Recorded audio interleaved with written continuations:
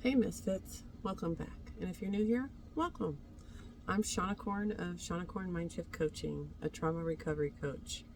I'm a certified health and life coach, trauma-informed care practitioner, and a therapeutic arts facilitator. And this is How to Beat the Winter Blues with Shawnicorn. This is week 6. And it is all about connection. This builds directly off of last week. There are overlapping themes in this course on purpose. Week 5 was about presence. And once you're present, you start noticing where you've been isolating and whether that isolation is protective or actually hurting you. So let's talk about connection. Before healing, connection for me looked like people pleasing. Overgiving my time, my energy, myself. Trauma bonding. I stayed connected to unsafe people because being alone felt scarier at the time. I confused attention with connection, and I confused connection with affection. For a long time, isolation was protection, and it was also punishment. I pulled away because I didn't want to burden people. I pulled away because I was dysregulated and didn't trust myself. And honestly, I had a really skewed view of what I thought other people thought of me. Trauma completely changed how I relate to people. I was hypervigilant. I didn't feel safe being seen. I wore masks. I felt like I had to perform. And connection was exhausting instead of nourishing. What I now know is this. If a connection consistently exhausts you, drains you, or makes you brace for that impact, that's information. Healthy connection feels different in the body. Now, a healthy connection for me feels calm. My nervous system is regulated.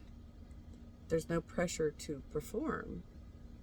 There's mutual effort. I don't feel drained afterwards. I'm allowed to be quiet. I'm allowed to just be human. I can tell the difference now between protective solitude and harmful isolation. Solitude restores. Isolation numbs. Solitude feels comforting in the body. Isolation feels uncomfortable, even if your brain is telling you it's safer. That's why I check in with my body instead of my thoughts. Am I resting? Or am I disappearing? When I stopped forcing connection, my circle got smaller and much more meaningful. I let go of relationships that required me to abandon myself. And I chose connections that support regulation instead of chaos. Presence makes connection possible. You can't connect if you're dissociated. You can't choose safe people if you're checked out. And the more you get to know yourself, the happier you become. Stupid stink bug.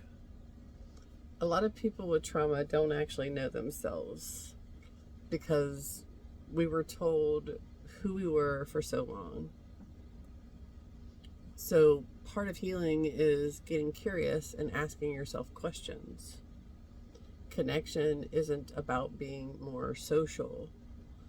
It's not about forcing yourself to stop isolation. Connection grounds us. It lowers stress. It lowers anxiety. It's good to be around people who make you feel good in your body.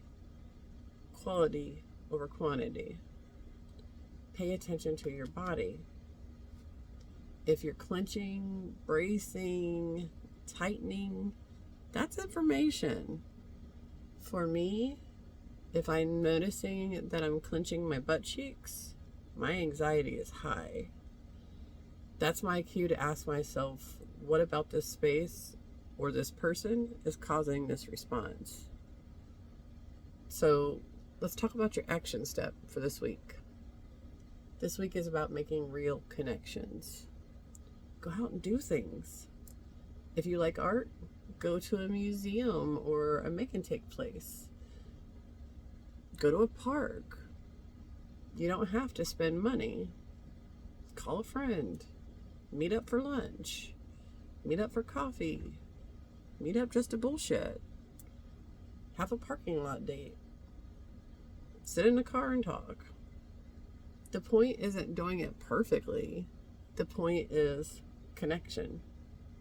So this is your action step for this week. Make real, low-pressure connections. Let me get rid of this. Now that I've put a few reflection...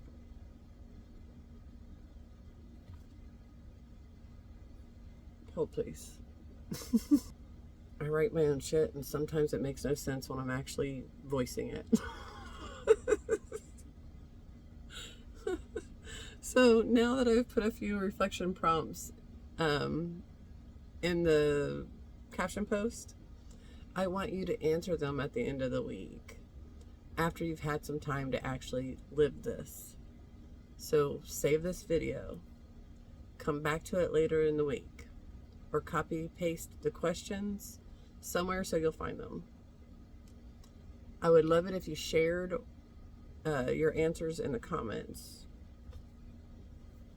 And I would be ecstatic if you at minimum just answered them honestly for yourself.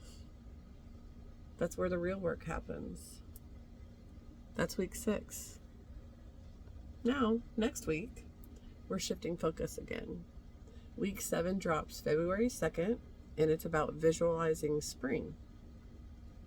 Reconnecting to hope, forward movement, and reminding your nervous system that winter isn't forever. Hallelujah. Thanks, Misfits. Take care. I love you. And I'll see you next week.